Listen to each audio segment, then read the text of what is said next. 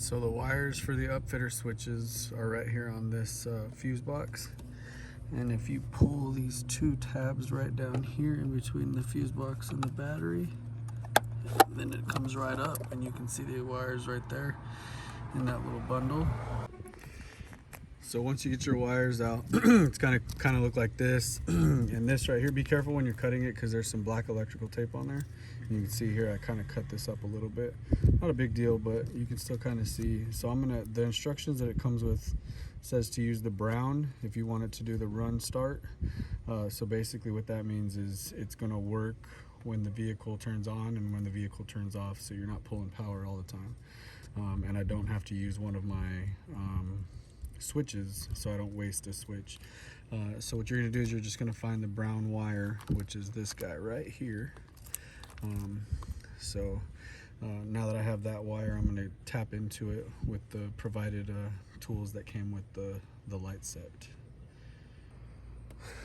So again, just like I said, using that brown wire, use the tap that they provided and the piece that goes to it. You're going to connect the red wire to that as it's the hot, and then I used the ground wire for the battery that's on the fender right there, and I just hooked up the ground right there, and that's how you have your power hooked up to it.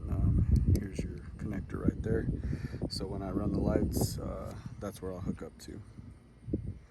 I'm going to go ahead and tape these back up and put the fuse box back down, so that way I can be done with those.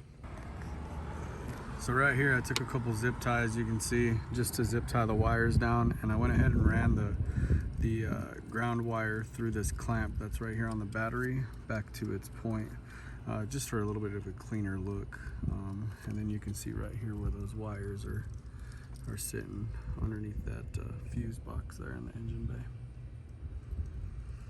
Now we're going to come over here to the front to start taking the grill off, and there's about 14 of these clamps here. You see them all right here on the truck, right there.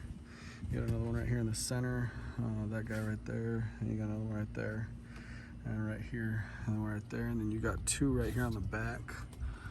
So I'm going to go ahead and pull those out, and then I'll show you what that looks like. Alright, so I got all those clamps off. You can see they're all right here, and it's pretty easy to get them off. I used one of these little plastic tools, a little clamp pulling tool that I had laying around. This right here will come off first. It just pops right out, pretty easy to get off. Just go ahead and set that aside, and then you can take this off right here. Alright, so I got that clamp off, or that piece off, and so now this piece just comes off right there, just like that. And that's going to expose some 10mm bolts. So you got 1, 2, 3, 4, 5, 6. We're going to take those off, and then there's 2 more that we're going to take off. You can see it right here.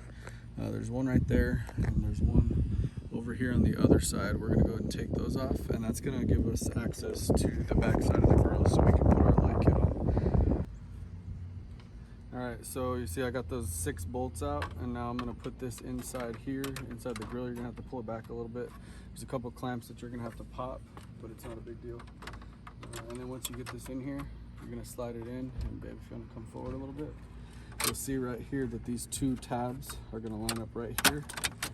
And once they get lined up there, you're going to slide the grill back over the top of it. And then you got to make sure your tabs line up here.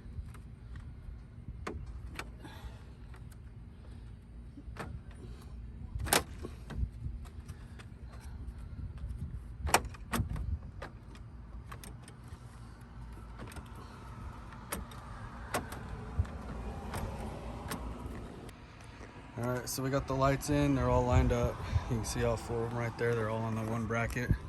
And you can see where it matches up right here. That's where it goes in. And then you got the other piece right here. And then you're just going to put in all your 6 of your bolts, and then your 2 nuts, the one on this side and the one on the other side, and tighten them back up, and then you'll be good on this side. Alright, so I got that back on there for the ram air, and then I got the cap back on, and I got all the pins in. Just keep in mind this is the only pin that's different, so it looks a little different than the rest of them. I just put them in and push them all down.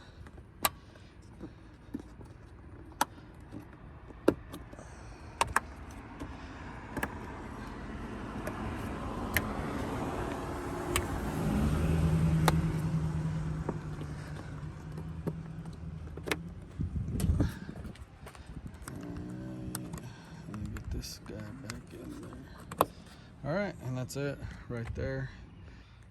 All right, so here's the final product. It's all hooked up right here. I got a zip tie just holding it in there to keep the excess wire from moving around. Make sure you hook this up because I forgot to and I thought it didn't work, but I got it hooked up and we're good to go now. And here you can see where the wire's running to, and then you can see it right there. You kind of see it a little bit right there where it's running through from underneath that piece there. So really clean look, and I'll have my wife go start the car real quick so you can see what it looks like.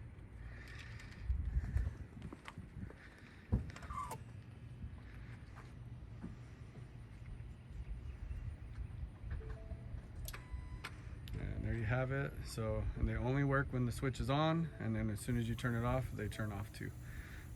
That's it. Hope you found this helpful.